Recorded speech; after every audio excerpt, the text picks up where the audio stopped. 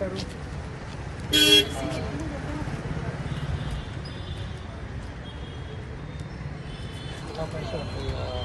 ఎలాగుంటుంది కొంతమంది వేస్ట్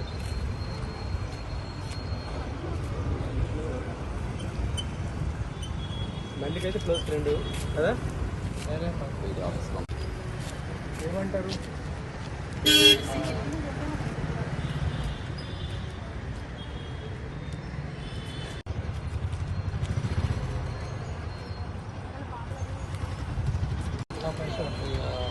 ఎలాగుంటుంది కొంతమంది వేస్ట్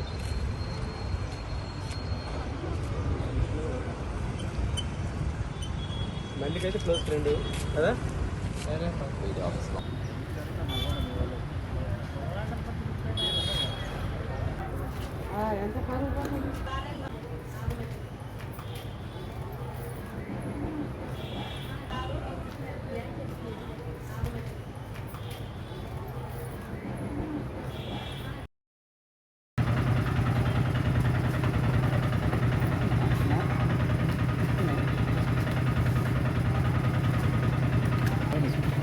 అండి నా భర్త ఎస్ఐ జాల మహేందర్ ఇక్కడ ఎస్పీ ఆఫీస్లో టాస్క్ ఫోర్స్లో వర్క్ చేస్తున్నాడండి.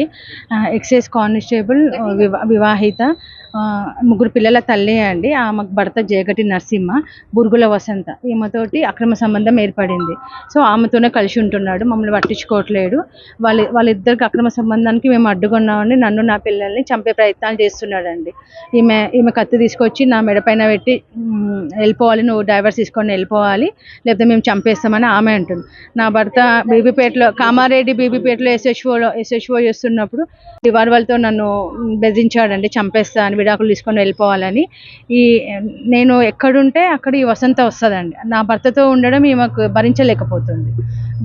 భరించలేక నా భర్తని నాతో ఉండనివ్వదు.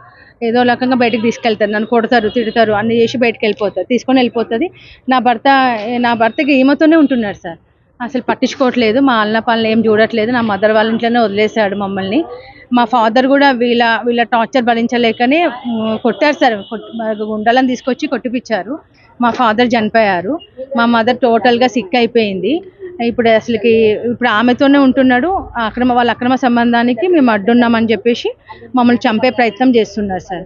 అందుకే మేము వాళ్ళ చేతిలో చచ్చేదానికంటే మాకు మెర్సీ కిల్లింగ్ కావాలని అడుగుతున్నాం సార్. నా అవయవాలు తీసి ఎవరికైనా దానం చేయండి.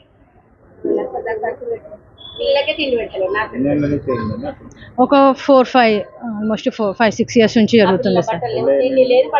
నా పెళ్ళి ఒక 10-12 ఇయర్స్ అవుతుంది. పిల్లలకి 5 ఇయర్స్ సార్, ట్విన్స్, బాబు పాప. అసలు ఏం పట్టించుకోవట్లేదు సార్, మా గురించి ఏం మర్చిపోయింది ఆయన. మమ్మల్ని ప్రాపర్టీస్ అన్నీ ఆమెకే రాసి ఇచ్చారు సార్. ఆమెకి బ్యాంక్ షూరిటీ పెట్టేసి లోన్లు తీసి జీతం అంతా ఆమెకే ఇచ్చేసి ఆమెతోనే వండుకుంటూ 3 అంతస్తుల ఇల్లు, ఔషాపూర్లో 3 అంతస్తుల ఇల్లు కట్టించిండు. వీళ్ళ తమ్ముడు కూడా జాలలింగస్వామి సర్కిల్ ఇన్స్పెక్టర్ సార్. ఆయన డీజీపీ ఆఫీస్లోనే వర్క్ చేస్తాడు. ఆయనకు చాలామంది ఆఫీసర్స్ తెలుసంట. వీళ్ళకి ఫుల్ సపోర్ట్ ఇస్తున్నాడు. మమ్మల్ని చంపేసినా ఏం చేసినా ఆయన కేసులు మాఫీ చేపిస్తాడంట. ఇక అదే ధైర్యంతో ఉంటున్నారు. నన్ను ఊళ్ళోకి ఒకరిని చంపినా అవే కేసులు ఉంటాయంట. మా ఇంటిలో వాళ్ళందరిని చంపినా అవే కేసులు అని అంటున్నాడు సార్. డిపార్ట్మెంట్కే సపోర్ట్ అంట, అదే చెప్తున్నాడు. లోపల ముసుగులో ఎవరికి తెలియదు. మేము అంతా ఒకటే ఉంటాము, ఆఫీసర్స్ మేము అంతా ఒకటి ఉంటాము. మాకు తెలియదే ఇంత పని చేస్తున్నామా, ఇంతవరకు అసలు నీకు న్యాయం జరుగుతుందా, జరగదు కూడా అని ఇట్లా చెప్తున్నాడు. ఓకే, కేసు పెట్టండి అని బెదిరిస్తున్నారు సార్. కేసు పెడితే శాశ్వతంగా మా అమ్మోళ్ళ ఇంట్లోనే ఉంచేస్తాడంట మమ్మల్ని. నీ బతుకంతా కోర్టుల చుట్టూ తిరగడమే, ఆఫీసుల చుట్టూ తిరగడమే సరిపోతుంది, కోర్టు చుట్టూ తిరగడమే సరిపోతుంది, నీకు ఎటువంటి న్యాయం జరగదు. మేము ఈ లోపు అన్ని ప్రాపర్టీస్ మొత్తం సంపాదించుకున్నారు సార్. ఆమె పేరు మీదే రాసి ఇచ్చేసారు ప్రాపర్టీస్ అన్ని. ఆమెతోనే ఉంటున్నాడు ఇప్పటికి కూడా. షూరిటీ మాది. నా పేరు జ్యోతి సార్. మా అత్తగారు ఊరు ఒట్టుమర్తి, మా అమ్మగారు ఊరు నాకిట్పల్లి.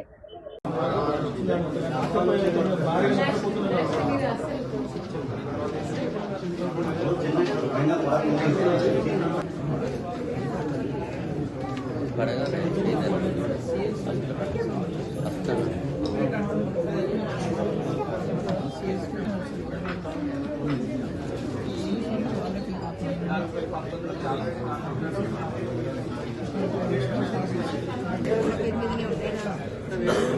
వాళ్ళంటేనే ఉంది సార్ పట్టించుకోవట్లేదు. మా ఫాదర్ కూడా కొట్టారు సార్. మా ఫాదర్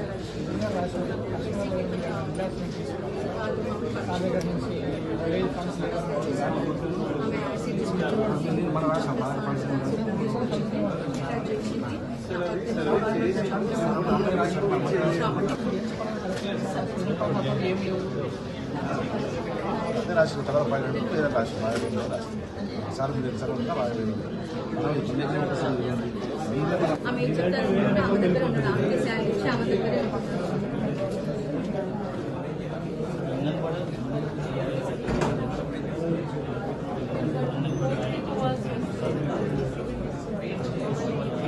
తీసుకెళ్ళమని చెప్తున్నారు. బేసికల్లీ పంపించారు. ఆయన వినట్లేదు.